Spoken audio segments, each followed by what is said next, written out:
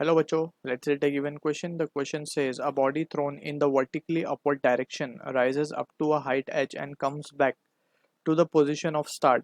We need to calculate a the total distance traveled by the body, second the displacement of the body.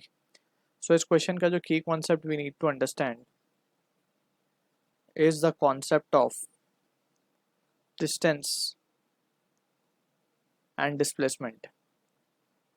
So ये दो term है जो हमें proper इनका definition के साथ मीनिंग समझ में आना चाहिए. सो डिस्टेंस की जब हम बात करते हैं सो एक्चुअली में जो हम पाथ ट्रैवल करते हैं उसे हम डिस्टेंस बोलते हैं. It is the actual path length travelled by the body. ठीक है, उसे हम कहते हैं डिस्टेंस. वेर एज डिस्प्लेसमेंट की जब हम बात करेंगे so it is the shortest distance, it is the shortest distance between initial and final position of the body.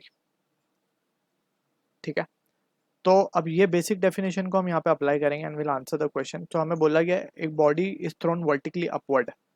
तो हमने क्या किया, एक बॉडी को, let's say this is the body, इसको हमने ऊपर थ्रो किया. अब ये ऊपर जाएगी, एक हाइट अटेंड करेगी and it will come back. ठीक है, तो हमें बोला गया it rises up to height H, यानी कि कितने हाइट तक गई, एच हाइट तक गई है, and come backs to the initial position, ये वापस आ गई अपनी पोजीशन पे. ठीक है, तो हमसे टोटल डिस्टेंस पूछा गया. सो टोटल डिस्टेंस हमने जैसे देखा, टोटल डिस्टेंस क्या है, actual path length travelled. So it will be H ऊपर जाने में और एच ही नीचे आने में. So it will be what, 2h, यानी कि टोटल डिस्टेंस क्या हो गया इसका, 2h हो गया. डिस्प्लेसमेंट, अब डिस्प्लेसमेंट की बात अगर हम करें तो ध्यान से हम देख सकते हैं डिस्प्लेसमेंट क्या है, it is the shortest distance between initial and final point. तो अब इनिशियल पॉइंट भी यही है, हमारा फाइनल पॉइंट भी यही है, तो डिस्प्लेसमेंट क्या हो जाएगा, प्लस एच. अगर ऊपर को प्लस मान लें, नीचे H minus, so it will be zero.